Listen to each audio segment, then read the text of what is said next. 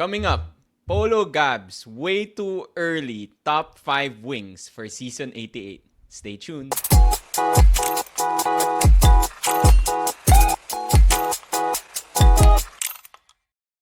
What's up, everyone? Welcome back to another episode of Boleros. Sam here with the Sultan of Sando, Mr. Gablim, and Mr. Mawiyap. What's up, guys? We're Let's back. go! Habang walang news, Habang Another walang- list. muna tayo. Ah, Another list. Another Sample list. discussion. And I think nagustuhan naman ng mga tao yung list ni PoloGab last episode. Marami atang nagulat dun sa guest natin. So, it's no surprise anymore.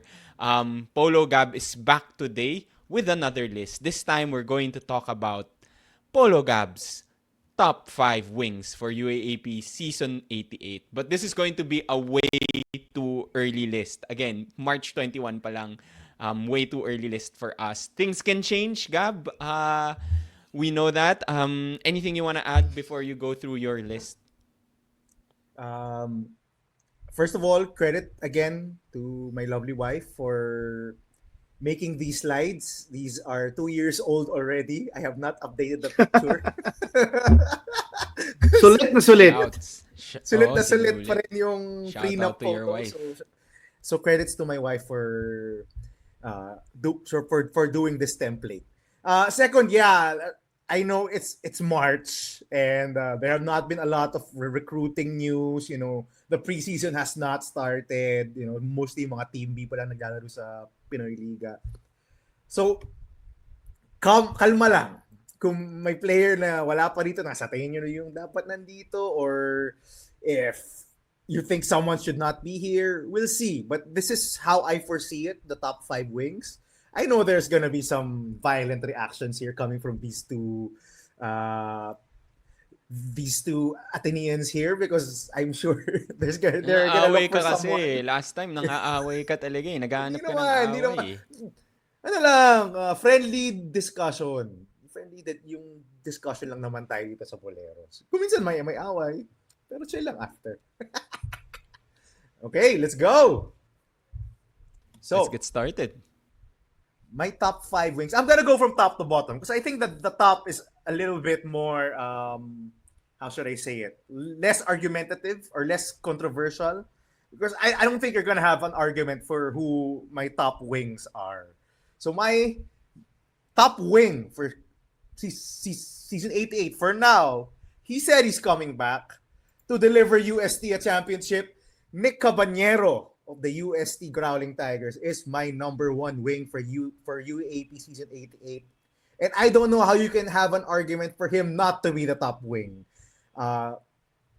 We've seen him in bad teams in the previous years, like have the ball in his hands all the time, have all the shots in the world. And I wanted to see him on a team where he was sometimes a second option, where he did not have the ball in his hands, where he had to play off ball. And we saw it in this past season, and he was still amazing.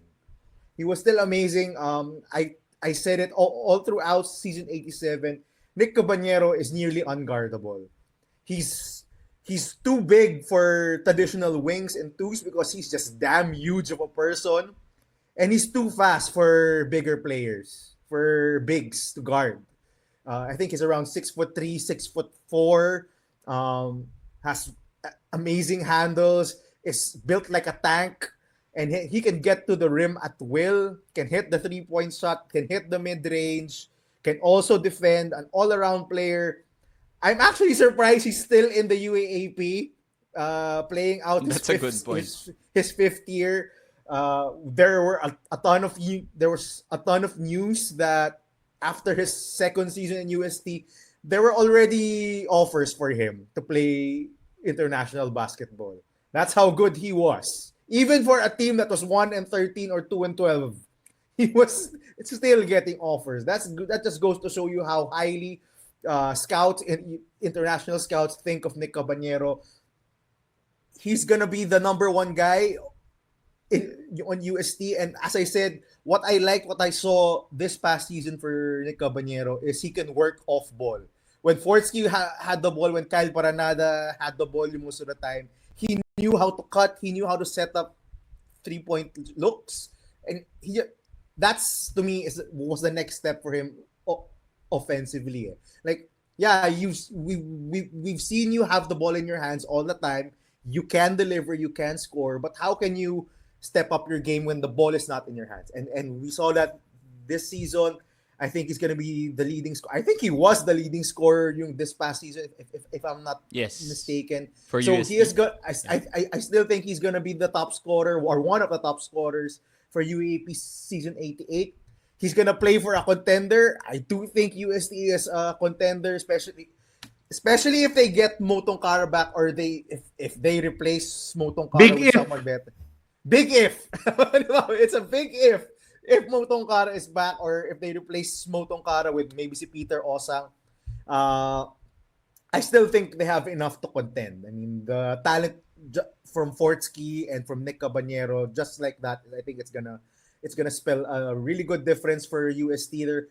They're gonna we've seen them go toe to toe with LaSalle and UP, and I think that's still gonna be the case for this upcoming season. They're gonna go toe to toe with those two juggernauts, and Nic Cabañero, I think he's the best wing for UAAP season 88. Thoughts? May violent reactions ba? Medyo mahirap violent reaction kay Nick. I agree with this pick. I had Nic Cabañero as my top of mind best wing for season 88. I think tama ka, Gab, I think he was the leading scorer for UST last season, and I think he was the second leading scorer in the entire UAAP, next to KQ. So they were the top two scorers, averaging like 16 points a game. I agree yun dun sa minention mo na it's actually surprising na he's coming back for another season. Even in last season, nung season 87, I remember, I think I mentioned this before, there was a segment during halftime, yung parang in-interview yung coach and one of their players, and then parang the question kay Pido was parang, what's so special about this team? Tapos ang sagot lang ni Pido is, so si Nick yung nagtanong sa kanya, tapos ang sagot ni Pido, what's special is hindi mo ako iniwan. Bumalik ka sa team na to for season 87. That's how important Nic Cabañero is to this team. Kahit si Coach Pido Harencio, alam niya na you could have gone pro. I'm sure people were offering you great opportunities abroad or wherever, but you decided to come back. So, Al Francis Chua at bumalik. Salamat kay Al Francis and sa SMC for that. So that's how talented he is. Big if pa rin actually. We don't know, diba? Anything can happen from now until the start of the UAAP season 88. So he could suddenly go pro. That would be big news for us. But assuming he will come because back. Sam, we all know how our top 5 lists work out. Cursed of our yung top mga 5 top 5 lists. lists natin. So dahil binanggit natin siya dito, alis na to. So yeah, so I agree. And I think biggest surprise for me for last season was him still being as dominant as a scorer, despite adding a lot of firepower to the team. Si Tongkara and si Fortsky, we've talked about that. He has improved also a bit on his free throw, but I would say that's something that he still needs to work on as a wing. I think and as a guy who draws a lot of fouls kasi he drives and he has a big body, diba? Marami talagang naghahack sa kanya or bumabangga sa kanya. I hope mas sure ball yung free throws niya. And probably yung 3-point shooting. Meron naman siyang 3-point shooting, but hopefully he develops that further kasi that would be a main weapon for him when he goes abroad or when he goes professional. So, yun lang yung things for me, the free throw and better 3-point shooting percentages. But other than that, I think he's the best wing for season 88 if he decides to come back. Actually, maganda kwento ni Nic Cabañero, 'di ba? Kasi when you talk about loyalty in college basketball, siguro Nic Cabañero is one of the guys you would think of right now, 'di ba? He's a guy who's been there since the 1 and 13 days, 2 and 12 days of UST, and is still there when they are now going to contend for next season. I think ito yung hinihintay talaga ni Nick. His whole stay in the UAAP. He wants to make a mark. Maybe despite the offers he got abroad and the offers he got from Coach Al Francis, but putting that aside, I think this is it. He wants to leave a legacy. Kasi alam niya a lot of UST players, when they have a good career in the UAP, they really leave a legacy, diba? They are remembered as ano, very good figures in the UAAP. Just as si Teng, just as si Kevin Ferrer, just as Cyrus for the Baguio. OGs Cyrus Baguio, di out ba? there. Grabe. Or even sila Jervy Cruz, di ba? Kilala Ian sila Ababu, yeah. ng lahat when you talk about UST basketball. But yeah, similar comment to Sam. I think what he has to work on is yung efficiency and consistency. First sa free throw line and then yung scoring niya. But I would say siguro miles and away he's the top guard wing in the UAAP. He's been one of the top guard wings in the UAAP since his second year. Maganda yung comment ni Gab that he was able to adjust last season because that's like his his tryout when he goes pro, diba? You cannot expect him to have the ball in his hands all the time, especially if you go to a foreign team. If you go to the KBL or the B League, it's more structured than the PBA, diba? Hindi lang all isolation, diba? Just as players like Kevin Cambao, players like Carl Tamayo, and the others who had to adjust in the B League, like sila Kobe Paras. It's a different type of basketball. One that values sharing the ball more, diba, abroad. So, something I'm looking forward to Nick is probably an improved three-point shot, an improved free throw shooting for next season. And, of course, when you're playing the wing, when you're playing the guard, you have to be able to learn how to facilitate. Diba? Kasi we all know, he can draw fouls, he can score 20. I think he averaged 20 in a season already in the UAAP. But the question is, can he be efficient? Can he lessen his turnovers? Can he shoot better from the field? I think that would be very key to USC's success come season 88. Yep. And Yeah. so far, just, ang top point guard natin and top wing are both from ako. Oh, wow. It's both from UST. That's how I highly think of Fortsky and Nick that they carry UST. Sammy, we're saying something. No, just one last. I think what's good about Nick's performance last season then is he has proven na he's not just a good stats bad team type of player, diba? Kasi na-mention na nga ni Maui, they've been bad since he joined, and we all thought, oh, he's scoring a lot because they were bad. But he has proven to everyone na last season they were a good team, they were a contender, and he can still be the star. So that bodes well for him. Hindi na siya si Zach LaVine.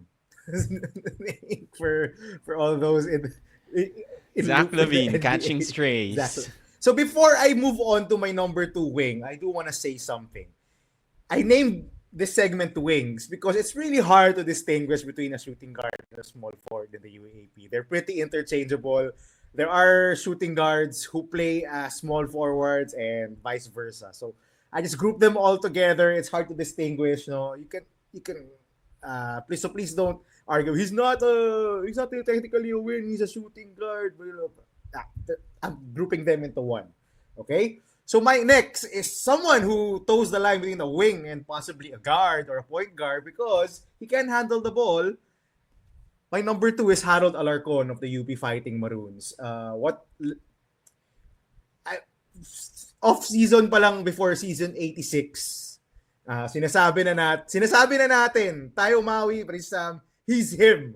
This guy is a star, a rising superstar in the UAAP.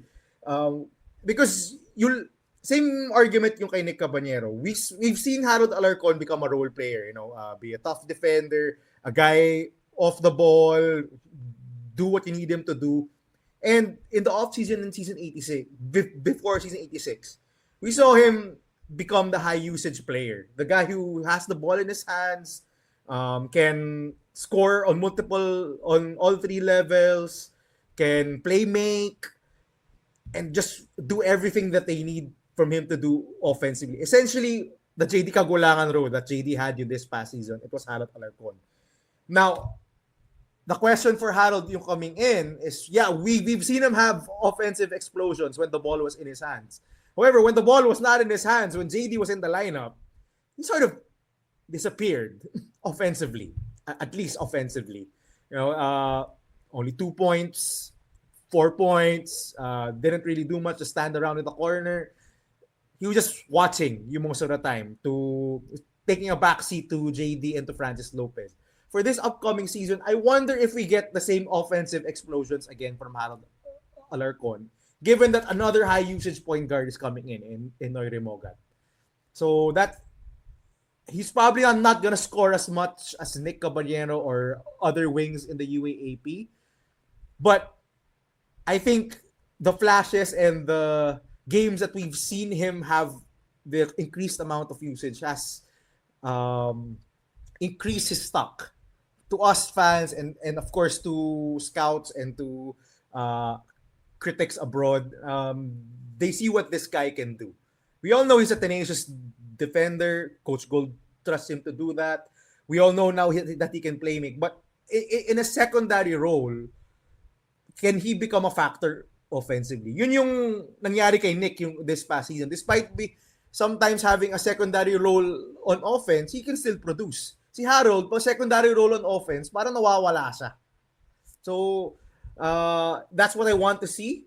Si JD's not there anymore. Let's see if JD will have the same, if Rainier Maga will have the same role, have the same usage as JD. I want to see Harold take on more of a lead offensive role for this team. That's I just the don't big know how question. Coach Gold. I just don't know how Coach Gold will run it. No, he GD was a court general for majority of the time, even when Harold was on the floor last season. Will that happen also with Rainier Maga, or will Harold Alarcon take charge? I want to see Harold Alarcon more.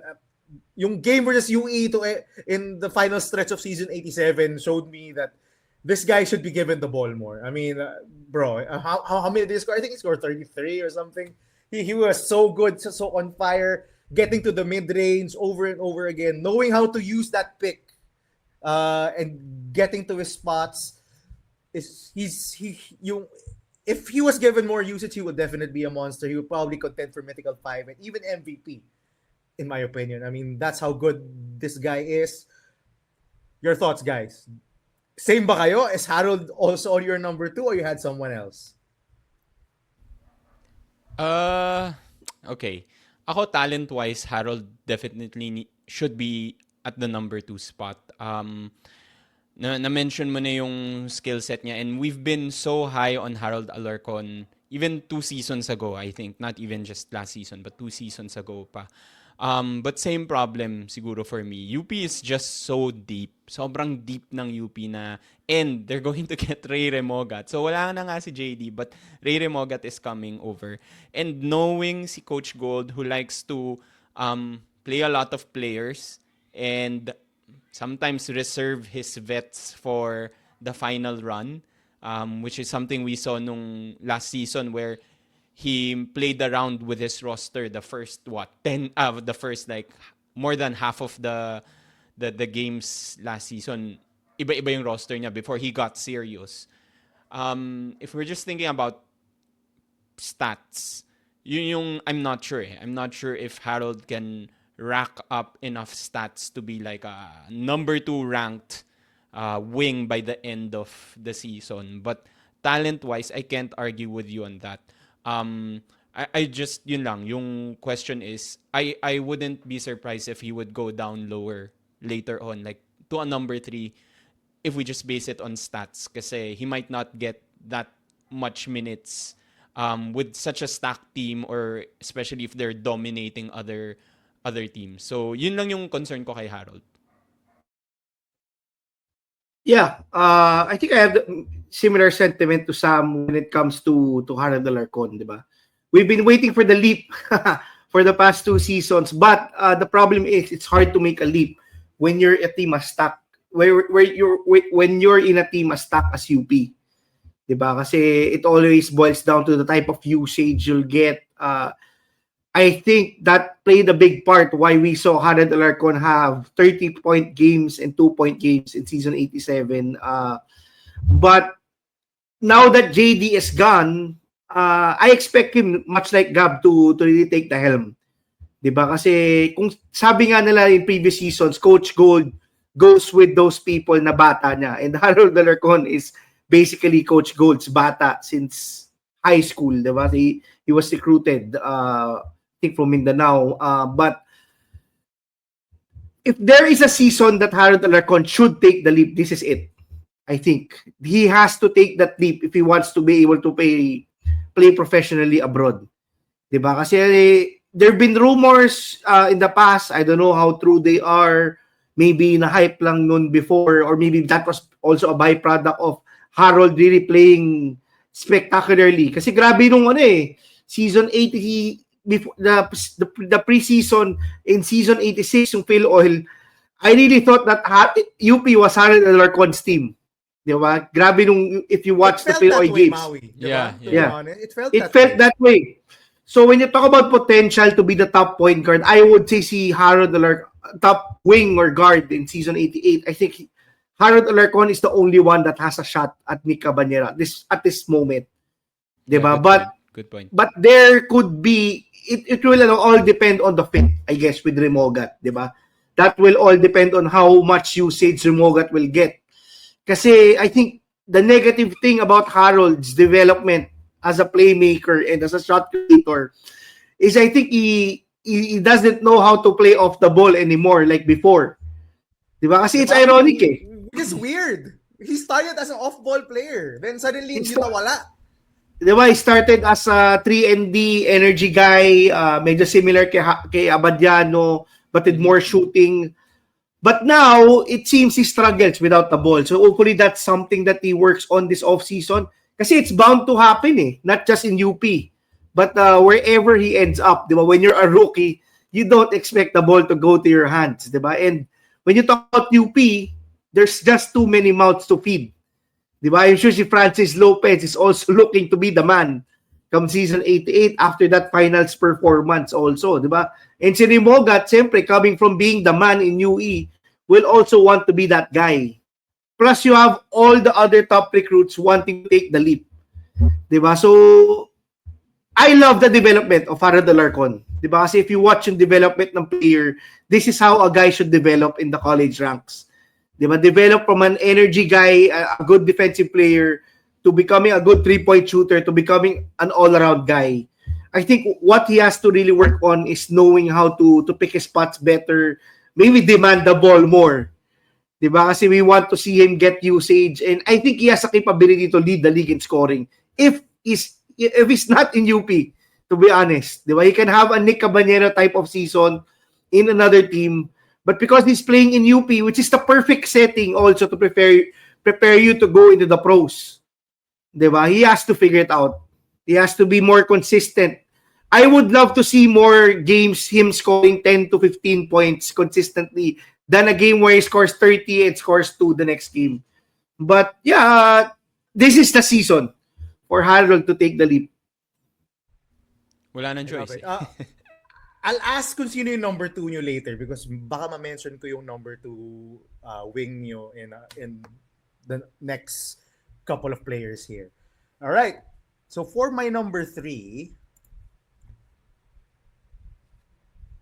I have, and I think he's on your list too, I have Jake Figueroa of the NU Bulldogs. Now, I know there's gonna be some people, Jake Figueroa is not a wing, he's a big man, he plays the 4.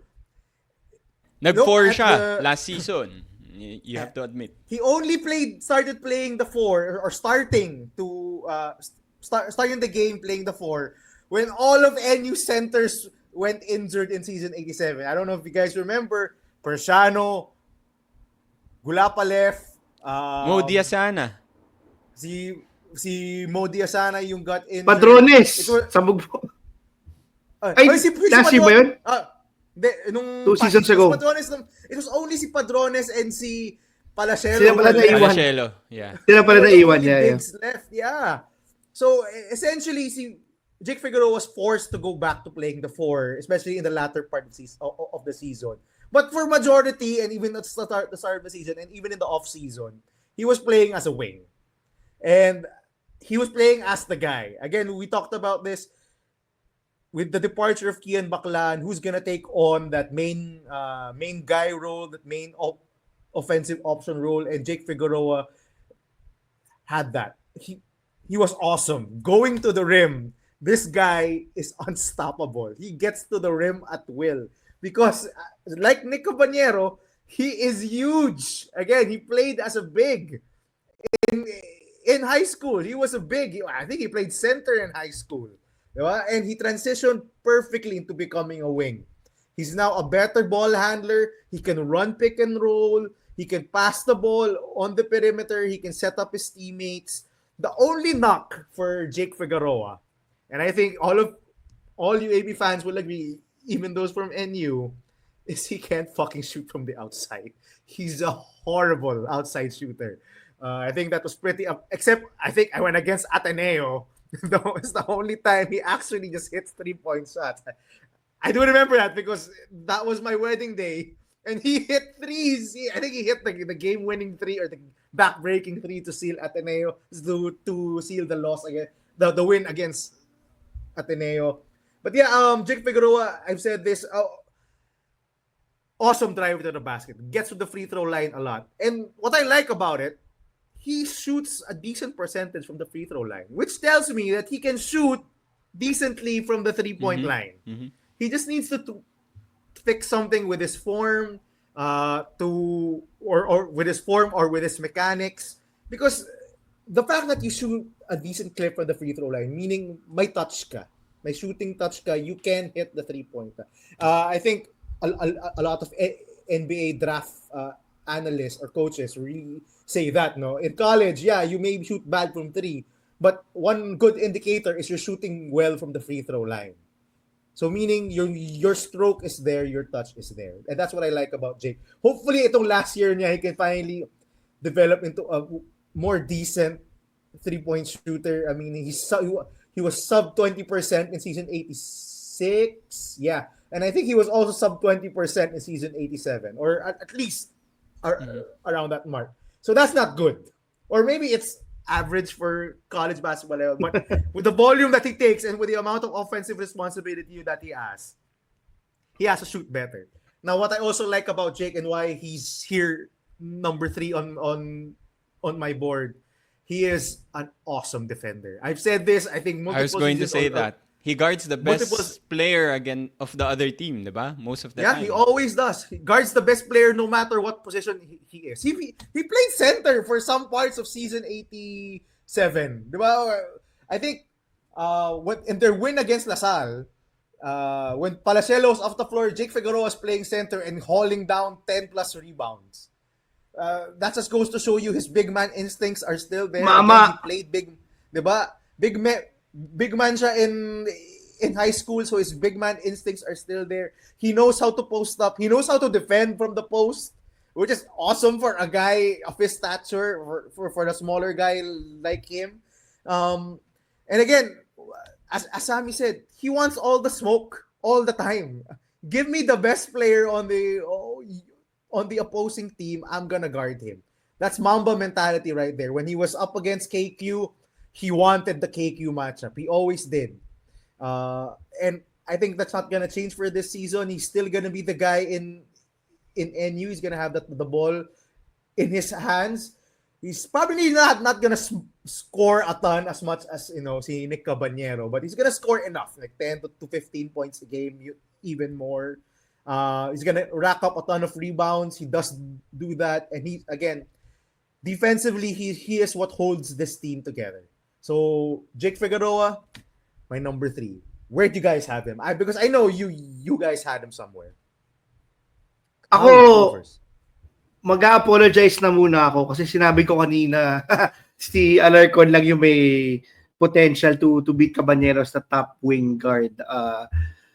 I forgot about Figueroa being yung potential ni Figueroa. As a two-way player, di ba? But I think this guy, I was high on this guy nung season 86 kasi nagkaka-outside shooting na siya kuno. But I think that's the first thing he has to work on, di ba? If he has a better outside shot, he's gonna be more unstoppable, di ba? Kasi he has all the tools to be able to score, drive to the basket, hit the mid-range, basically draw a lot of fouls and play through contact. I think that's the game of Jake Figueroa, di ba? A sort of like Corey Maggette type UAAP player, but Wow, Cory Cory Maggette, Maggette, wow! pwede. Corey Maggette type, di ba? Big shoulders, drives to the basket pretty well, gets a lot of free throws, hits the free throw at a decent clip, but somehow still struggles in the three-point line. But I think na overshadow si Jake nung season 87 because of the struggles of NU. I think if they were a contender, his name would have popped up more in people's radar and probably could have challenged for a mythical team slot. But I like how Jake Figueroa operates. I hope he continues to improve yung facilitating niya and outside shooting kasi that will dictate how he will be able to get to the pros, whether it be here or abroad. But so far, so good. Kasi grabe yung transition from a big man to a wing guard in the UAAP. I think what's most valuable is what you mentioned, Gabi can basically guard 1-4 in the UAAP. Diba? There's not a lot of players that can do that in the UAAP. And even fives at times. Diba? Yung mga undersized na big. But I think where Figueroa goes in season 88 is where NU goes. If he becomes a star, if he becomes a superstar, if he elevates his game, if he scores 15 points to 17 points a game consistently, I think they could challenge for a top 2 slot, and he could easily be the best wing guard in the UAAP. He could triple Nic Cabañero, he can triple Alarcon. He could have all the usage also coming into season 88, diba? It will all depend on how will their FSA problem work out, number 1, and number 2, who will be their lead point guard coming into season 88. Kasi right now, I think that's the 2 biggest questions right now for NU. I'm also intrigued with his teammate. I don't know if he's part of the list, but si Jolo Manansales, another player I would watch list for season 88. I think a lot of coaches, including si Coach Olsen on the broadcast, said that this guy has a lot of potential. Diba? He's very athletic and long. So I'm excited to see how these two mesh up. I think they could be a very deadly 3-4-2-3 lineup for NU come season 88. So, is my understanding correct, Maui? You did not have Jake Figueroa in your top 5? Or you had him? No, I had him in my top 5. But after consideration, I would say that he has a challenge to be the number 1. Kasi sabi ko kanina kay Alarcon diba, he has the potential. More of that. So where do you have him in your top 5? I'm just wondering. Actually, to be honest, I'm making my list right now, diba? If I were to make a list right now, I would say higher than Alarcon even. Maybe as a challenge. Wow. As a challenge with Cabañero. I feel like he's one of the most underrated guys right now in the UAAP. Just because NU did not well nung season 87. But we had a lot of hopes for this guy. I think sa MVP rankings for a time he was part of it. Sammy. Okay, so to be clear, I had Alarcon as my number 2 then, but I had a question mark kay Alarcon.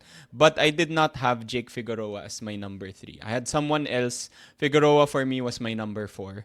But I can't argue with you guys on Figueroa.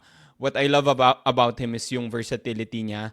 I was going to point it out kanina before you mentioned it, na he guards the best player on the other team all the time. And if you watched the NU games last season, lalo na yung mga close games, whenever they needed to get a bucket, they just give it to Jake Figueroa. Like, just give it to Jake Figueroa, he'll figure it out. I've seen it so many times, lalo na yung mga close games. They let Jake Figueroa take over, and then on the other end of the floor, he will guard the best player on your team.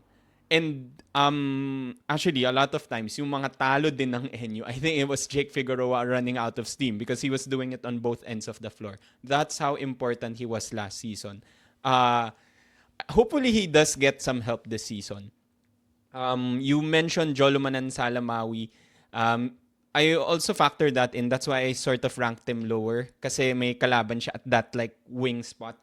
I do want to mention na if sabi mo, Jake Figueroa needs to develop his 3-point shooting, he should talk to Jolo Manansala kasi he doesn't shoot well also, but lahat ng mga buzzer-beating, game-tying threes, si Jolo Manansala, yung boarding 3-point Banker! shot from... Banker! Bank shot From the niya. top of the key. So, from the top of the key. So, makipag-practice siya kay Jolo Manansala kasi he seems clutch. Alright. So, Jake Figueroa is lower sa inyong kay Sammy. Interesting. So, my number 4 is, I think, a swerve. I don't know if you guys had him, but he's a guy who doesn't play small forward, but plays a shooting guard. And I think another guy who's pretty, I think, underrated because he plays in a stacked UP roster. It's Jerry Abadiano. Scary Jerry. Again, I think you're gonna have the same argument and same kay Harold. He's not gonna put up the big numbers, diba? In the stacked UP roster, there's no way he's gonna average at kahit 10 points per game, mahihirapan siya. But you know, when he's called upon to take on a larger offensive role and to hit shots, he can work off the ball, which is something that's pretty weird that was lost from Alarcon. Jerry Abadiano can work off the ball. Diba? He knows how to attack closeouts. He knows how to set a shot for corner threes. And what's very impactful, he's the best perimeter defender on UP. Diba? Maybe si Harold can have a contest in that role or have a say in that title, but I don't think there's anyone better in UP in defending on the perimeter rather than Jerry Abadiano. I've seen it multiple times. I do remember the game against Adamson nung tinambakan sila by 22 points in the first quarter, and then suddenly UP made a run. That was Jerry Abadiano just applying pressure to the Adamson guards, sila Montebon, sila Erolon. They could not get rid of this guy. This guy is a tenacious defender. Brings a lot of attitude. Sometimes not liked by the opposing teams or by the opposing fan base, but it's something that UP needs, no? That scary face that he has. Scary Jerry. Like, Scary literally, Jerry, man. if there was one opposing player that I would be afraid of na babantay sa akin, I think it's Scary Jerry. He's so tenacious as a defender, one of the best sa UAAP right now. Yeah, and I think that's what separated him from all the other guards that went there. Especially in season 85, diba? Season 85, medyo may timeshare pa siya with the likes of sila Fortea, sila si Cyril Gonzalez, and all the other guards that were there. Even si Harold was not getting a ton of run compared to Jerry, no? Because Jerry separated himself because he developed his outside shot and he doesn't give an inch defensively. He's that important to the UP defense. And I think he'll have the same role for this season, for this upcoming season in season 88. He's just that important of a defender for UP. He's gonna hit tough shots. He's gonna have games where he explodes offensively. We've seen it in the past. He's probably not gonna get consistent shots, consistent number of shots. But when called upon to take shots or to take more shots, I think you can. We saw it in the Phil Oil also. In big moments in the fourth quarter, this guy can deliver.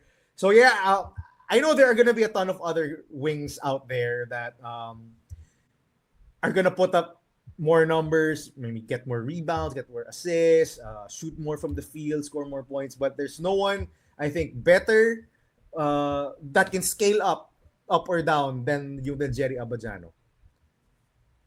Sammy, UP boy. I'm not mad. I have him in. I don't have him in my top 4, pero I do have him on my list of like top wings. Yun lang. Potential syempre, for number 5. Potential for number 5. So potential ano for yun number may tatlo akong linista for number 5. But again, talent-wise, nandun yun. And I would argue na yung championship ng UP, they wouldn't have gotten that without Scary Jerry. He could have been a finals MVP and I wouldn't have argued against that. He was that important, lalo na yung Game 3, I think. So, this is his last year, so he needs to prove himself. Potentially, maybe go abroad. I don't know. But the problem again with UP is it's a stacked team. He's going up against Harold Alarcon in terms of minutes and touches. And iisa lang ang bola, di ba? You still have Remogat, you have Francis Lopez, you have a ton of guys in this UP team. So, talent-wise, I wouldn't argue with you on that. But if we're just basing it on stats or stat padding, di ba? Like, I don't expect Scary Jerry to get a lot, but definitely one of the most important players on his team. I would say that.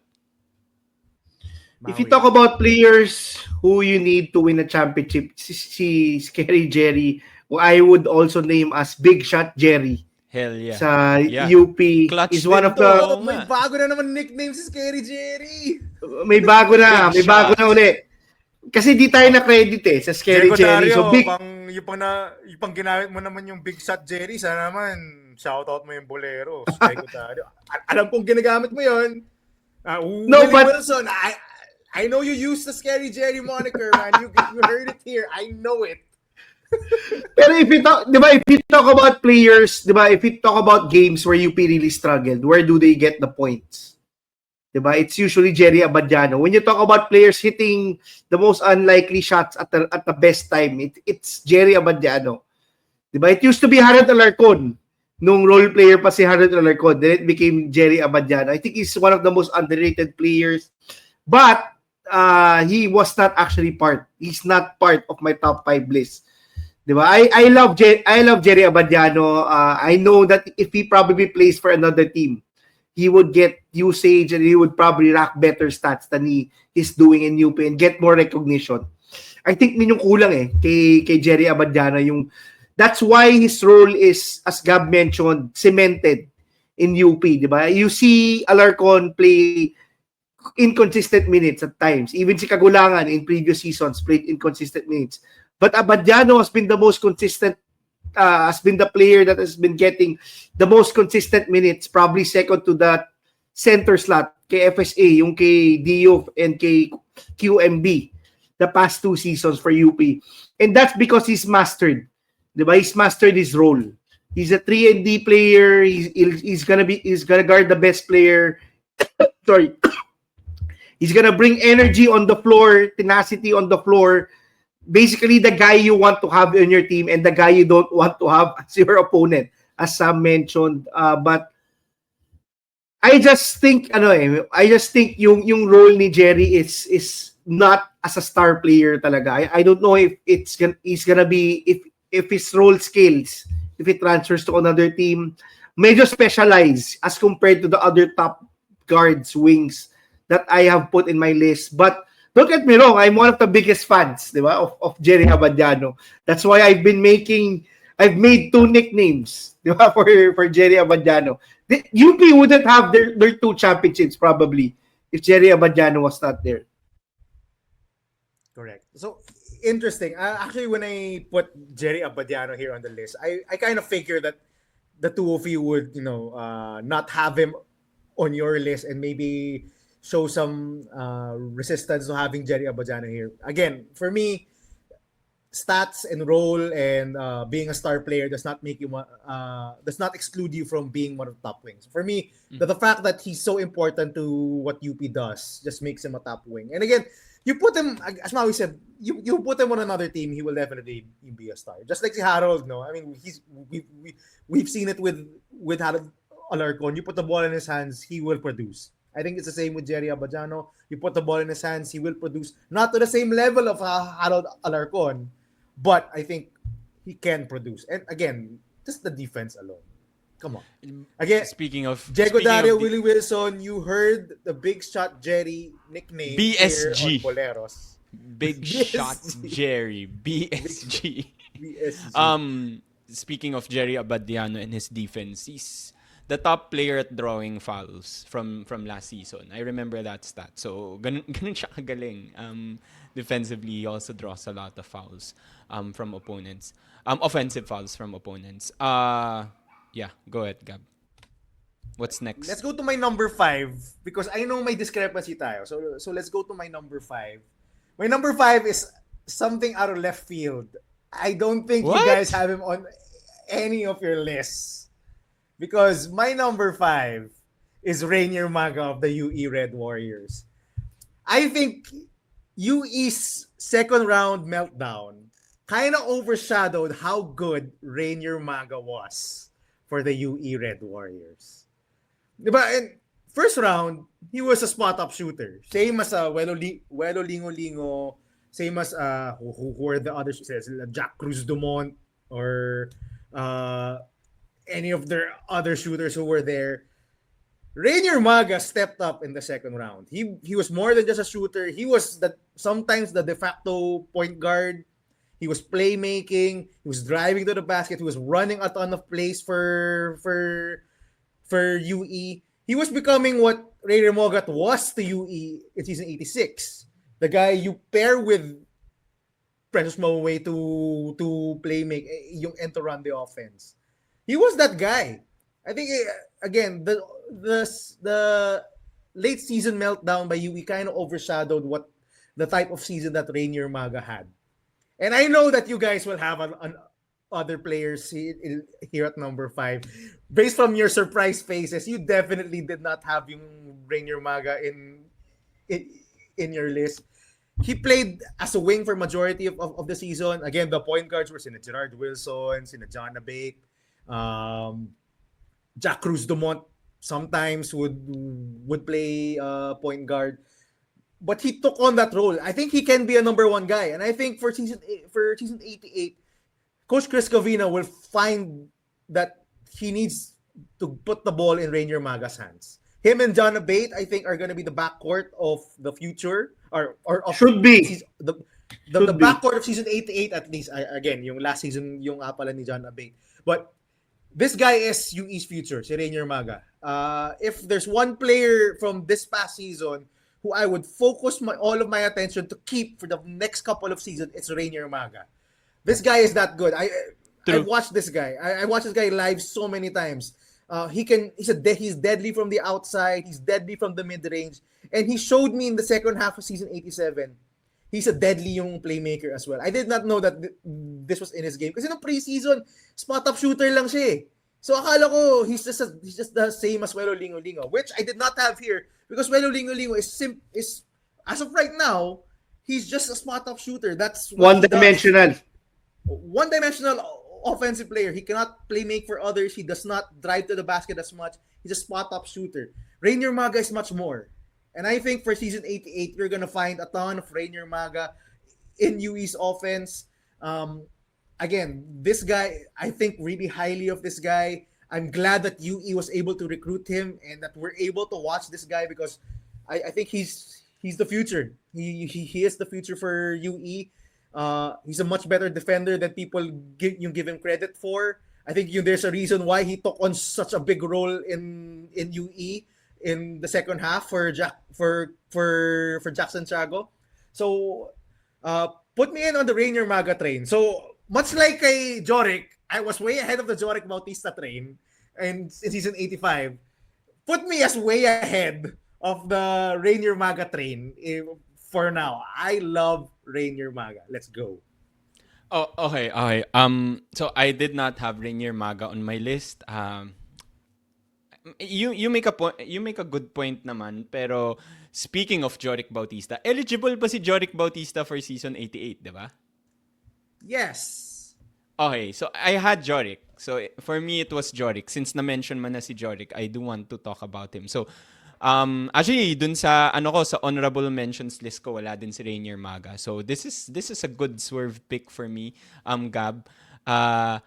But I do agree with you. He's probably one of the most important guys for UE moving forward since he does have a couple of years of eligibility left. Unlike si John Abate who has 2 1 pa year ata left. si Maga. 2 pa si Maga. If I'm not mistaken. So si Abate only has 1 year left. But I'm shocked. I'm shocked na hindi mo pinili yung bata mo, yung manok mo noon, si Joric Bautista, the Ateneo assassin, the Mr. Fourth Quarter, Joric Bautista, who was clutch in a lot of games last season. And one of their top leading scorers for FEU. To be honest, Sam, I put Rainier Maga here mainly a lot just to give attention to how good this guy, how good I think this guy is going to be, or that. Well, you have He was. everybody's attention now. Kasi Yeah. I don't think Rainier Maga, man. even the people listening to this podcast, comment down below, did you have Rainier Maga in your top 5 wings? Or even in your radar. In your radar, This- oo nga eh. I told oo you, nga there's eh. something out of left field. I really love his game, si Rainier Maga. That I had to boot him in, to bring him in and boot Joric Bautista out. Oh, wow. I was thinking of Joric, but You will regret that, Gab. The Ateneo assassin will come for you. I'm telling you. Alam mo, itong number 5 pick mo, you're triggering a lot of people. Eh. Last episode, trigger mo si Jared Bay. Magagalit sa'yo si Jared Bay. This episode, mukhang ang magagalit sa'yo, Gab, si Joric Bautista. talk about another guy who I think na magagalit. I think you guys will probably have him in your list. Si Sean Tuano, I think. Si Maui, alam ko. Yung nasa Yes. Na, naghahanda na ako. Yes. Naghahanda na ako. Sige, go Maui. Sige, go Maui. Make the case. Yeah, actually yung 4 and 5 ko was between yung 4 ko is Tuano, yung 5 ko is si Joric Bautista. So basically we have the same top 5. I would say si Nic Cabañero has an argument to be number 1. Figueroa has number 2. I would say maybe number 3. I would put the same. Number 3 ko sino number 2 ulit? Number 2 is Alarcon. Alarcon. Si Alarcon, yeah. Alarcon. And then number 4 ko is my guy sa one of the pinakamabait na parents na na-meet ko sa UAAP, si Sean Tuano. The parents of Sean Tuano. Shout out to Mr. Miss Tuano. And my number 5 is Joric Bautista because he's a proven commodity. Joric Bautista, I think yung problem is consistency. He has to be better. He has to be more consistent. He has to be consistently good for FU to be able to be a great team. Kasi yun yung problem eh. Joric. Yun lang, please. Pagkalaban natin na yun, magaling, sure. Dahil tinanggal mo siya sa list mo, Gab, sure, 10x yung yung skill level niya against I think si Joric Bautista is one of those guys that had an 87, di ba? We see him score 20 and then shoot 1 for 15. 2 for 12, yung mga ganon, di ba? So he has to be better to be I think part of the top 5 or even higher in your list. But si Sean Tuano, I will make my case. Si Sean Tuano, if he develops a consistent free throw shot, can lead the league in scoring in season 88. Whoa. If you look at per minute scoring in season 87, I would bet that Sean Tuano is one of the players that you would see in that list. Diba? If you look at Ateneo, Sean Tuano probably plays 18 minutes, he scores 10. Diba? If you extract that and get that to 30 minutes, that could easily be 15 to 20 points.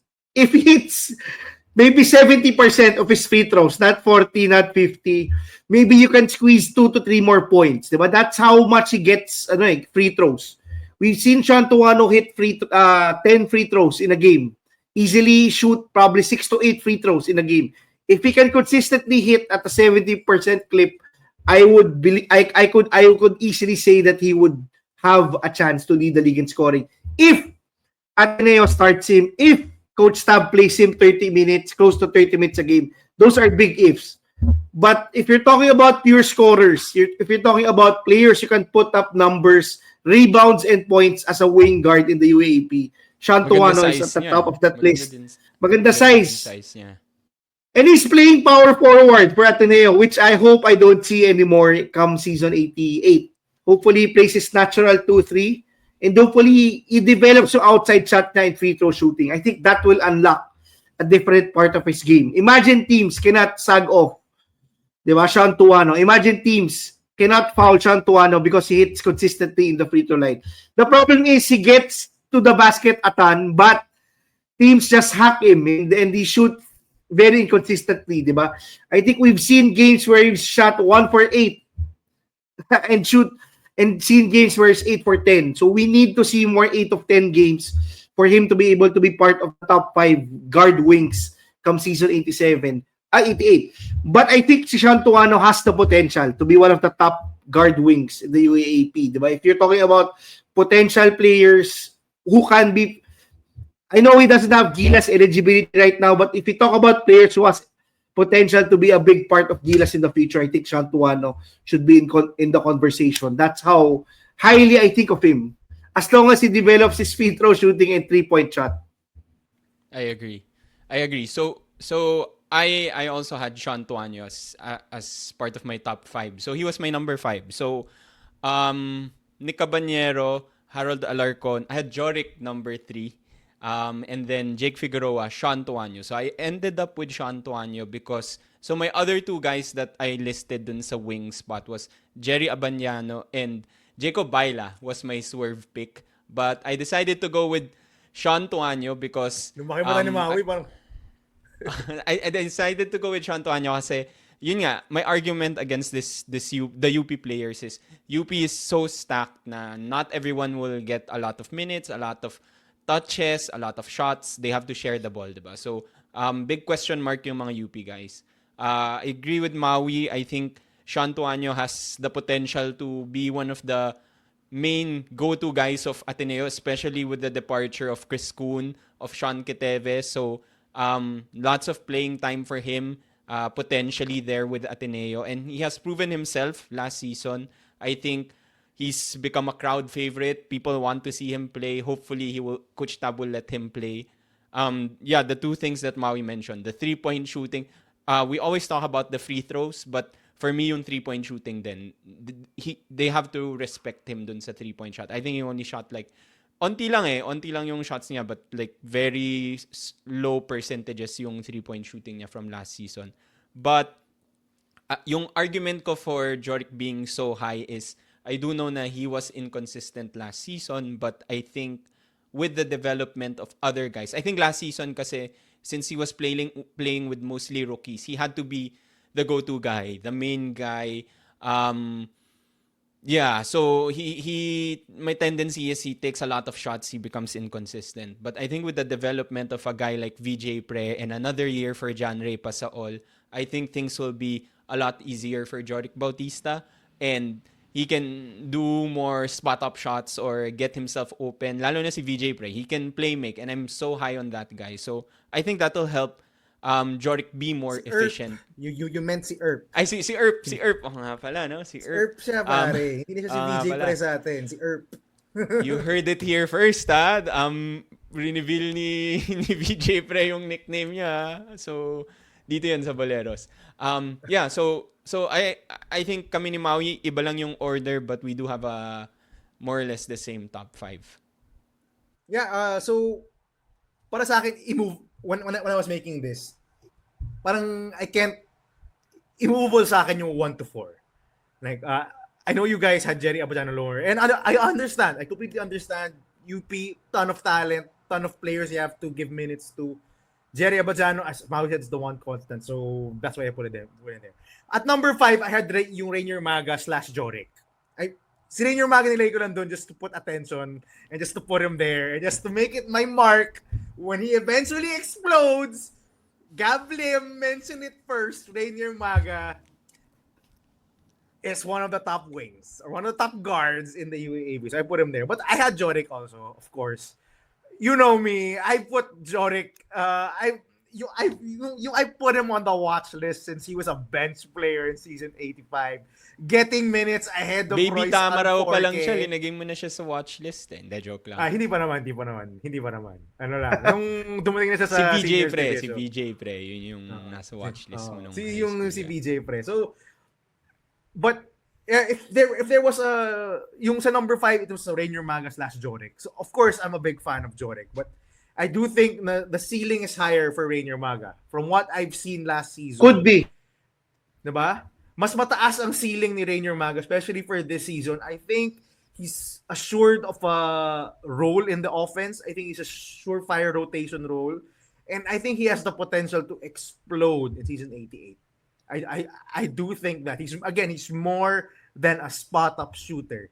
That's what I like about Rainier Maga. He can shoot. He's deadly from the outside, but he's more than a spot-up shooter. Tsaka UE is di ba? UE is a land of opportunity. I think that hasn't changed despite the coaching change, di ba? That UE is still a land of opportunity. Anybody can shine. Exactly. Actually, either way you go, Gab, Rainier Maga or Joric Bautista, they both killed Ateneo. So Yep. That's true. Ako lang kay Rainier Maga. The reason why I didn't think about him is I was thinking about point guard. I was actually same. categorizing him as a point guard. Kaya siguro hindi ko na, not even, Ako din. talagang, di ko talaga naisip. Nagulat ako ng Rainier Maga. No?